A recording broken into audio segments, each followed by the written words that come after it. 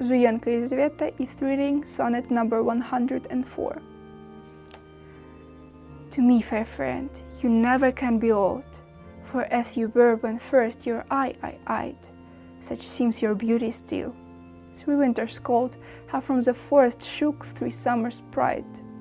3 beauteous springs to yellow autumn turned, in process of the seasons have I seen. 3 April perfumes in 3 hot Junes burned, since first I saw you fresh, which yet are green.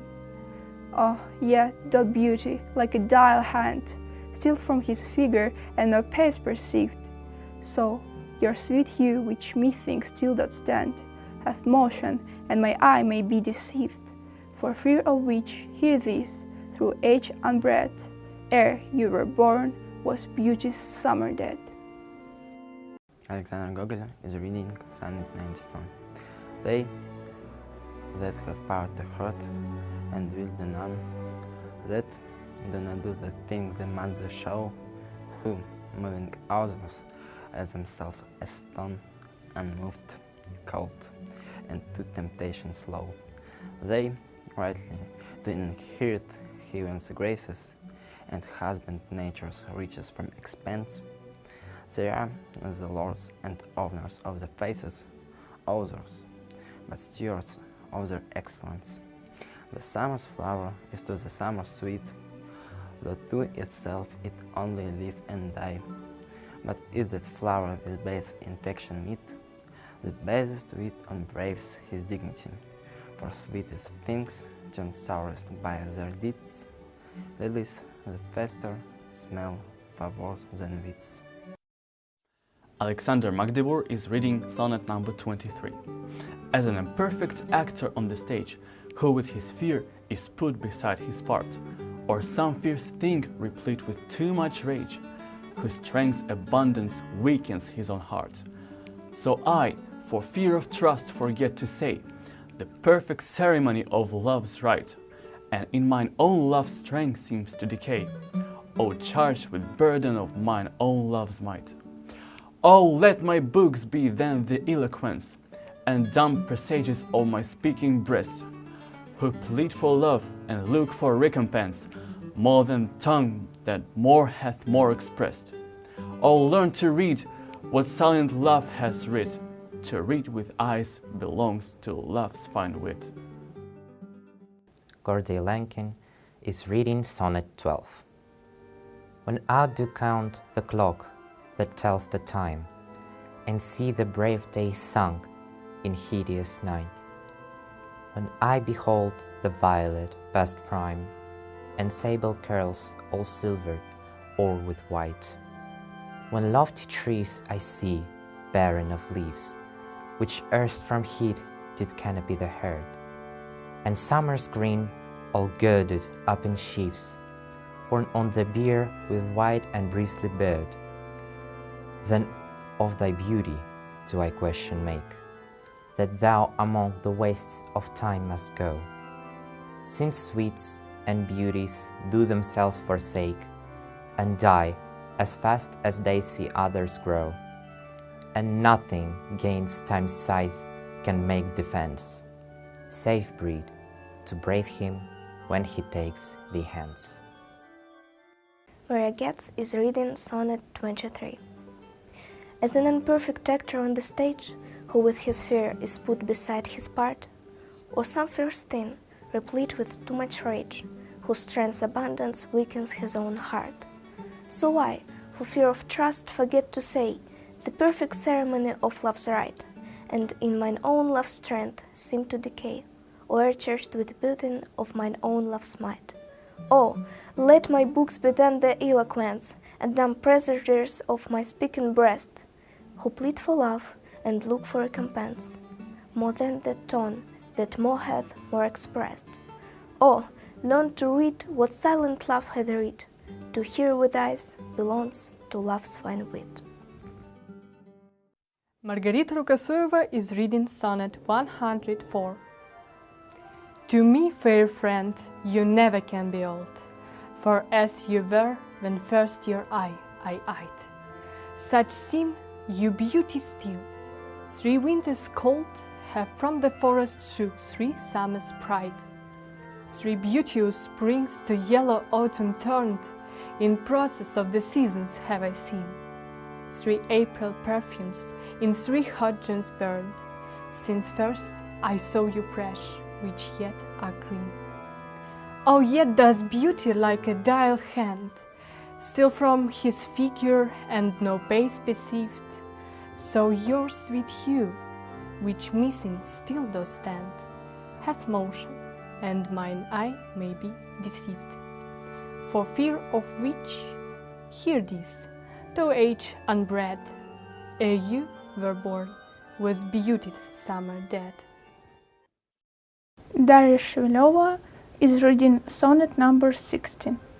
But wherefore do not your mitre weigh, make war upon this bloody tyrant time, and fortify yourself in your decay, with means more blessed than my barren rhyme.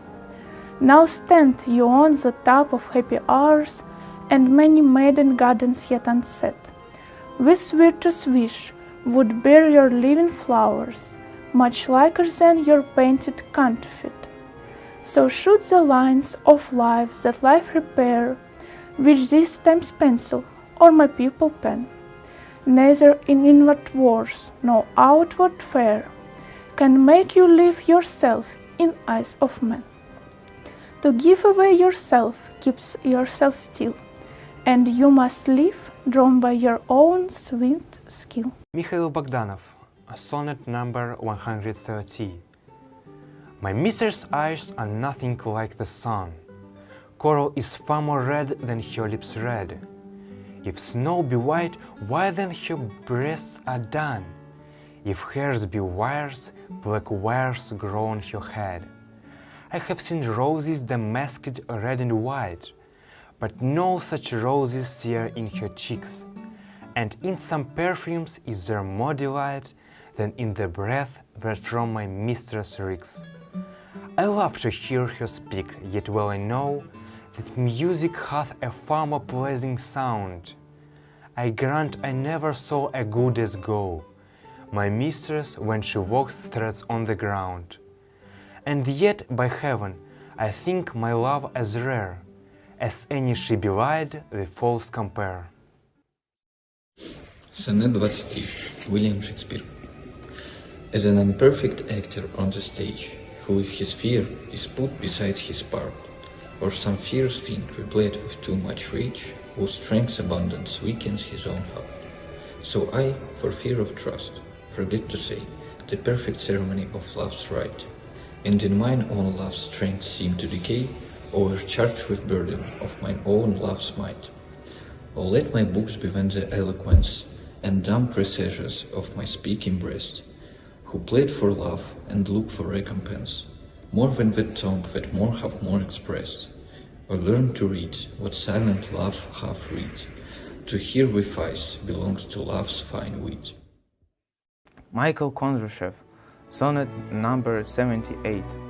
So oft have I invoked thee for my muse, and found such fair assistant in my verse, as every alien pen hath got my use, and under thee their poesy disperse. Thine eyes, that taught the dumb on high to sing, and heavy ignorance aloft to fly, have added feathers to the learned's wing, and given grace a double majesty. Yet be most proud of that which I compile, whose influence is thine, and born of thee. In others' words thou dost but mend the style, and art with thy sweet graced be, but thou art all my art, and dost advance as high as learning my rude ignorance. Valeria Ivanova and Sofia Sokolova are reading Sonnet 98. From you have I been absent spring, when proud-pied April, dressed in all his dream, hath put the spirit of you in everything, that heavy satin loved and lived with him. It knows the lace of birds, knows the sweet smell of different flowers in odor and in hue, could make me any summer story tell, or from their proud love pluck them where they grew. Nor did I wonder at the lilacs white, nor praise the deep vermilion in the rose. They were but sweet, but figures of delight, drawn after you, you pattern of all those. Yet seem it winter still, and you away, as with your shadow I with this did play. William Shakespeare, sonnet number 41. Those pretty wrong that liberty commits, when I'm sometime absent from thy heart. Thy beauty and the years full will be fit, for still temptation follows where thou art. Gentle thou art, and therefore to be won, beauty thou art, therefore to be assailed. And when a woman woos that woman's son, will sorely leave her till he have prevailed. O me, but yet, thou mindest my seat forbear, and chide thy beauty and thy strain yet, who lead thee in their riot even there, where thou art forced to break a lawful troth. Hers but thy beauty, and tempting her to thee, thine by thy beauty being false to me. If I profane with my unworthy hand this holy shrine, the gentle sin is this: my lips to blush on pilgrims ready stand, to smooth that rough touch with a Good pilgrim, you do wrong your hands too much, which manly devotion shows in this. For saints have hands that pilgrims' hands do touch, and palm to palm is holy palm's kiss. Have not saint lips, and holy palmers too? A pilgrim, lips that they must use in prayer. Oh then, dear saint, let lips do what hands do. They pray, grant thou, lest faith turn to despair. Saints do not move, though grant for prayer's sake. Then move not, while my prayer's effect I take.